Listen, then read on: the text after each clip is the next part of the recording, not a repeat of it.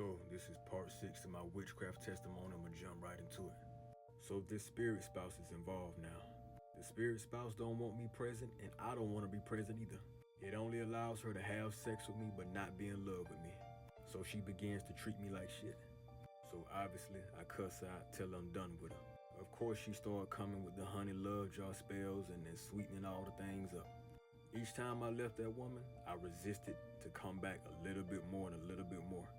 Now the thing about witchcraft, homie, is unpredictable. You don't never know what's gonna happen, homie. Wake up one morning, my whole body's sore. I got headaches. I can barely move. I feel like I'm dying. Turns out I got COVID. So on top of these wicked dreams I'm having about this woman, strictly sexual dreams, and feel like she turning my head inside out, now I have COVID. Eventually I give in. She hit my line. She say, hey, I wanted to stop by and bring you some soup. I know you're sick. I wanted to bring you some soup, and I wanted to bring you some ginger ale for your stomach and some medicine. But I tell her, hey, you can only drop the food off. I have COVID. I don't want to get you sick. You got kids. I don't want to get them sick, get them kids sick. So please just drop it off. You can leave it at the door. She says, okay, but I miss you. I just want to lay beside you. Keep in mind, love jar spells are very much active on top of whatever else she put on me. So she comes and gets under the cover with me. She laying beside me, and she keeps shuffling under the covers. So I'm looking at her like, man, what the hell this girl doing under this cover? So I pull back the covers. This girl done got butt naked under the covers on me. All her clothes off, and of course she climbed on top of me and she trying to have sex with me. So I'm telling her, I have COVID. COVID done killed people before. I don't want to get you sick. So she tells me to just lay there. We ain't got to kiss, just let me do my thing. So this girl begins to have sex with me, homie, and I ain't gonna lie to you, dog. I felt absolutely disgusting. I got COVID, man. I really don't feel good. I got a headache. I can't taste none. I can't smell none. My body's so all over. So in the middle of it, this girl leans forward and begins to tongue kiss me, homie, while I have COVID. So she gets done and she leaves. Tell me why a couple days later, she tests positive for COVID, and all 3 of her kids test positive for COVID. She gonna call me and say, yeah, I tested positive this morning. The kids tested positive too. Her homegirl in the background talking about something. Well, girl, at least he gave you COVID and not an STD. I ain't gonna lie to you, homie. I was pissed off and I was disgusted because them kids were too young to have COVID, homie, and anything could have happened. And she blatantly risked her life and them kids' life for a couple of nuts. So now she has a reason to come over the house. I'm sick and she's sick. Having COVID ain't an excuse no more. So she come back to the crib later that night and she sit on it.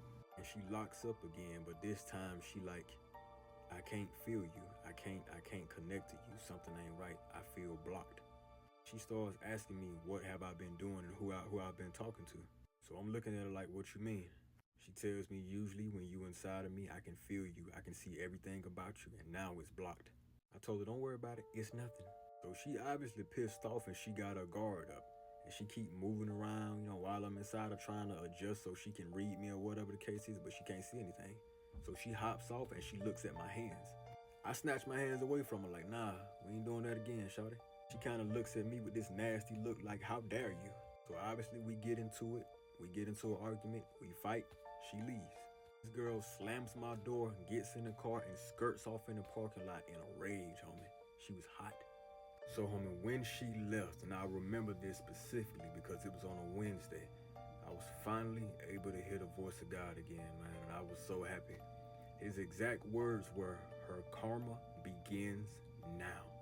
That night, God began to minister to me. So I had a vision that her father had died. Her father had just got out of prison and she was so excited. Now in the vision, I couldn't see how he died. I just know that he died and she was broken up about it. A couple days later, she calls me up and she's crying her eyes out. Her father passed away of cancer. So in my head, I'm like, oh yeah. She went into this deep, deep depression. Keep in mind, earlier on in the beginning, the initial spell that she put on me was a reflection spell to make me feel what she felt. So if she depressed, if she drinking a Coke and she going through all this, how you think I felt? A couple days go by, I have another vision.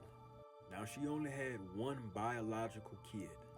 She babysat 2 other kids that she called her own kids because their mother was on drugs and she took care of them most of the time.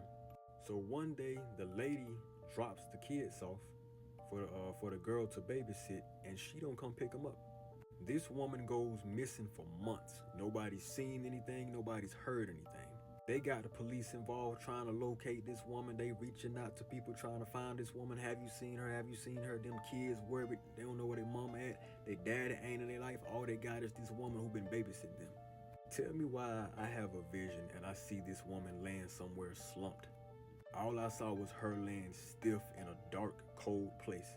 So I told this woman, for the sake of those children, I said, I had a vision that that woman is dead.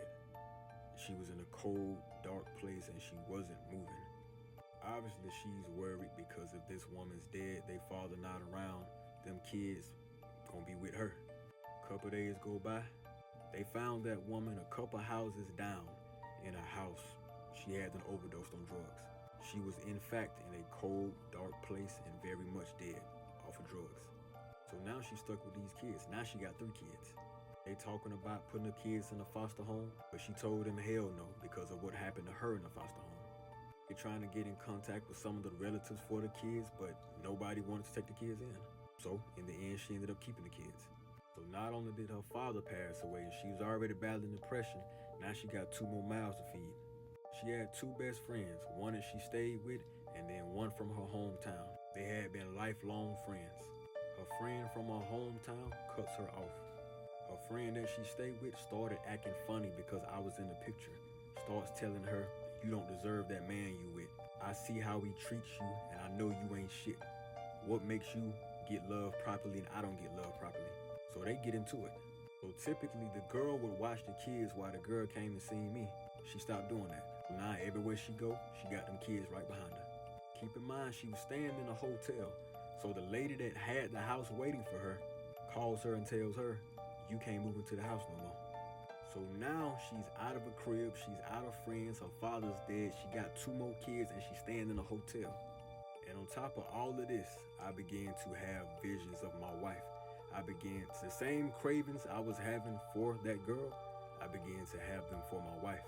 So while all of this is happening, me and the girl, we not talking as much. I'm getting me a little break from now on. My wife called me later that night while I was in the studio. I could tell she was pissed off. She asked me, have you been feeling funny? What has God been telling you? Because I've been having a whole lot of visions about you and I've been craving you. I tell her, I've been having visions about you too and I've been craving you. So what happened was the love spells she was putting on me, they were working, just not in the way she wanted them to. I began to crave my wife and not her. Now keep in mind, me and my wife, we are very much still beefing. We still hate each other, we still separated, we still don't want to deal with each other. So I'm fighting the urges, my wife fighting the urges, but we slowly starting to talk more. Now keep in mind, old girl can no longer read me. But I still hated my wife, therefore she still had some control over me. Fast forward, my mama calls me. She invites me home to a family event. What I didn't know was that she had invited my wife as well, and she didn't tell my wife I was coming, and she didn't tell me my wife was coming. She was being messy.